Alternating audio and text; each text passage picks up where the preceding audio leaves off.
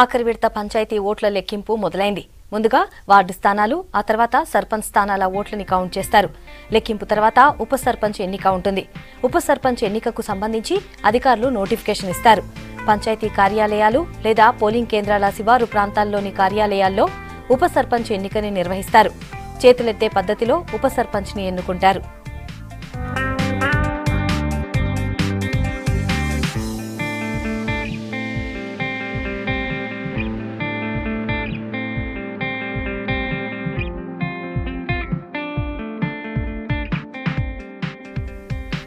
రాష్ట్రంలో ఇవాల్టితో పంచాయతీ పోరు ముగిసింది.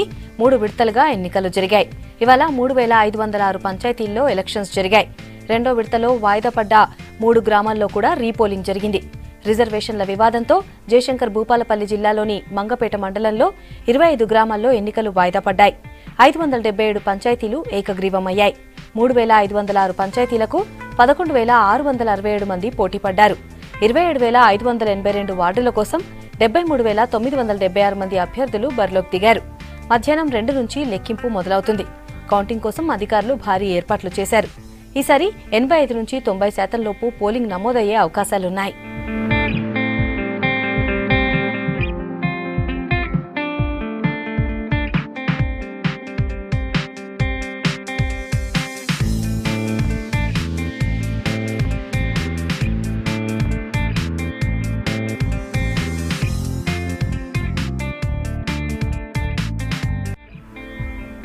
రాష్ట్రంలో పంచాయతీ పోరు 3 విడతలుగా జరిగింది. 21న తొలి విడత, 25న రెండో విడత పోలింగ్ జరిగింది. ఈ 2 విడతల్లో టీఆర్ఎస్ మద్దతుదారులు సత్తా చాటారు. కాంగ్రెస్ సపోర్టర్లు రెండో స్థానంతో సరిపెట్టుకున్నారు. ఇక బీజేపీ, టీడీపీ మద్దతుదారులు అక్కడక్కడా గెలిచారు.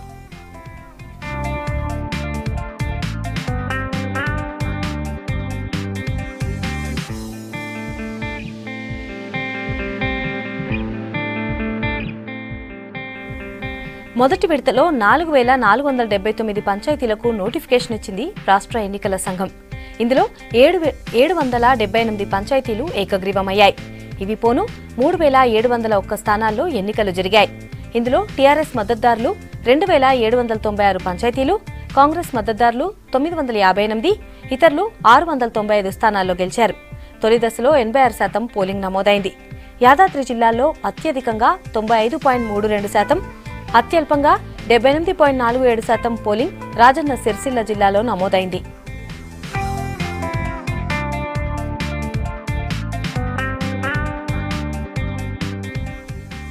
ఇక రెండో విడతలో 4130 పంచాయతీలకు నోటిఫికేషన్ రిలీజ్ అయింది.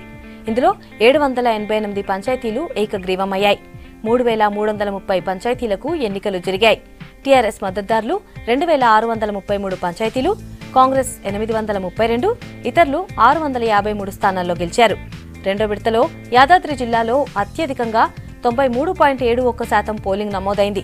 అత్యల్పంగా 80.23% జగిత్యాల జిల్లాలో నమోదైంది.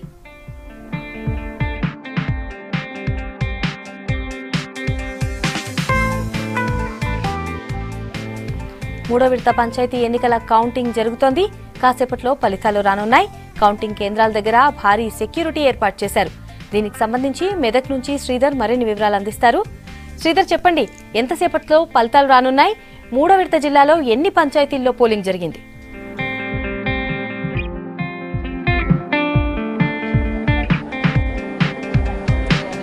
ఉమ్మడి మెదక్ జిల్లాలో కొద్దిసేపటి క్రితమే కౌంటింగ్ కూడా ప్రారంభమైంది. ఇప్పటికే దాదాపు 6 వార్డుల, అంటే దాదాపు 12 వార్డులు ఉన్న ఒక గ్రామ పంచాయతీలో ప్రస్తుతం మనం ఉన్నాం ధర్మారం గ్రామ పంచాయతీలో. ఇక్కడ ఇప్పుడు 12 వార్డులు ఉన్నాయి.